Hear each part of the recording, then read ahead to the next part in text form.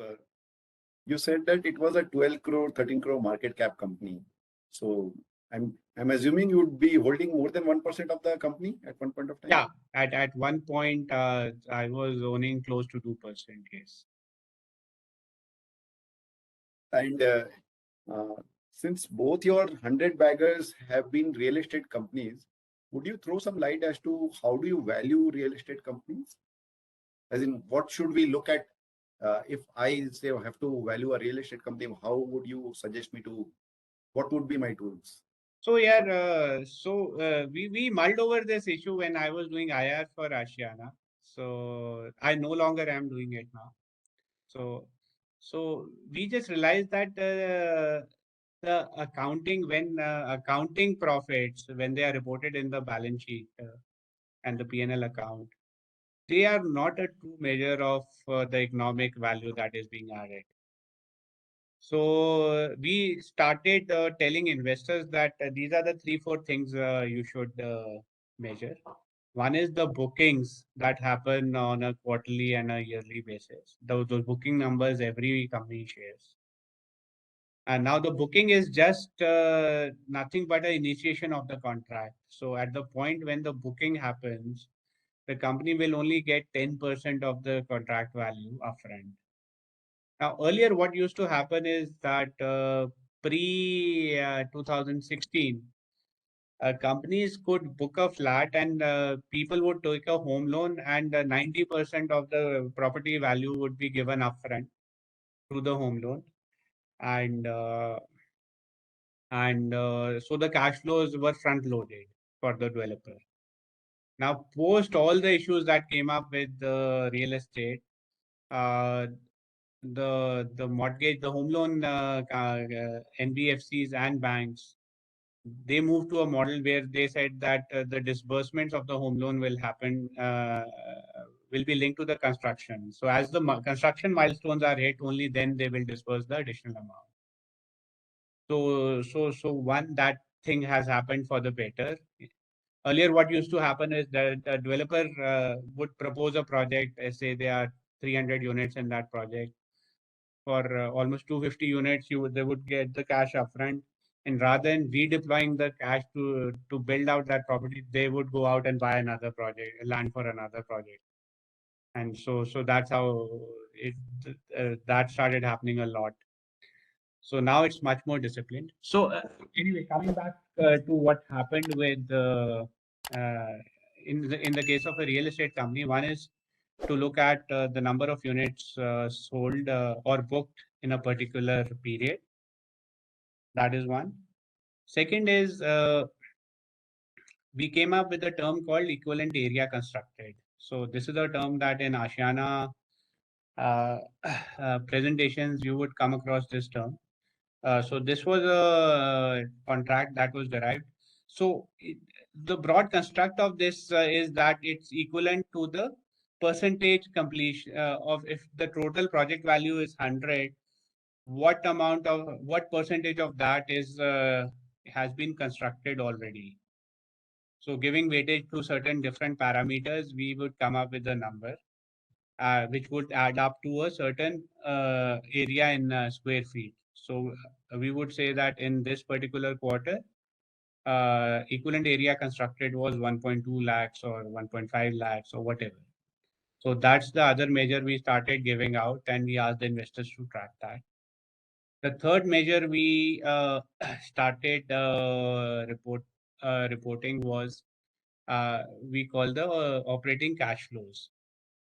So operating cash flows, they come once every 6 months, but we report it every quarter. So, but not the technical definition of how it's reported in a balance sheet. So operating cash flows for real estate companies would take out the payments for the land bank if they have bought any in a particular quarter or a period. That money would be taken out of the operating cash flows. So we reported cash flows adjusting for that. So that we are saying that whatever amount we received as advances from customers for final payments for the units that they had bought, whatever came from the customers, minus all the expenses of extra construction, minus all the corporate expenses, whatever money was left after that, that was the operating cash flow. And in case Also minus the land, you mean? minus the Also land, minus yeah. the So land payments are bullet payments that may get front loaded in a particular quarter. So in order to for you to measure what was the cash flow generated in that particular quarter, that had to be subtracted. just a follow-up here, just to make it more clear to our audience here. Is it right to think, Gaurav, that the land, they used to think that the land payment has to be deducted because of their thinking that land is basically an inventory, right? It's a raw material. So that is how you, when you calculate operating cash flows, basically what you do, you take care of your working capital requirement, right? You adjust the working capital. So is that the reason why the land was Yeah. deducted? So see, more than that, see, ultimately that inventory is also going to be consumed and will be recognized as expenses. But see, what happens is that, say, you have an operating cash flow of 20 crores in a particular quarter, and you end up paying 40 crores for a land parcel in that quarter.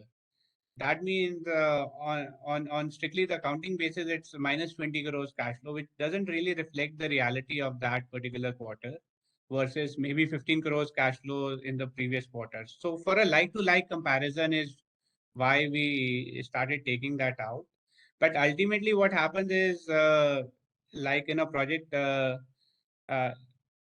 the cost of the land is accounted for in the P&L at the time of giving possession. So once you give the possession, so all of that is deducted, and so it gets expensed out in that P&L statement, and simultaneously it gets reduced from the holding inventory.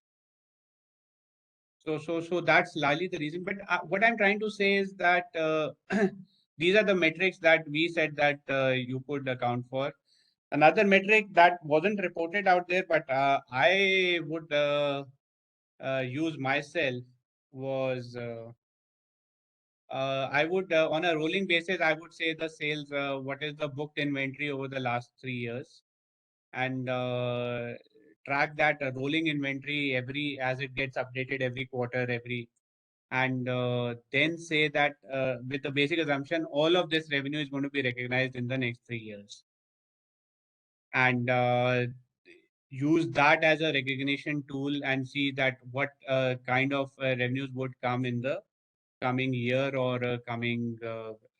It was never quarter to quarter because sometimes the handing over of the project also happened got shifted from one quarter to the other quarter because OC didn't come or some other approval didn't come. So there's no point thinking about quarter on a real estate company. You have to take a larger view and broadly have an idea where the numbers will come. So you broadly, if you had bumper sales in a particular year, you could say that 2 years to 3 years after that, all of this will start reflecting in the reported numbers. Now, and the general market, if it's not thinking like that, when those numbers get reported, the stock gets re-rated. So you buy and you wait out for those numbers to come, and they would come as positive surprises to the market, and that would drive the stock price up.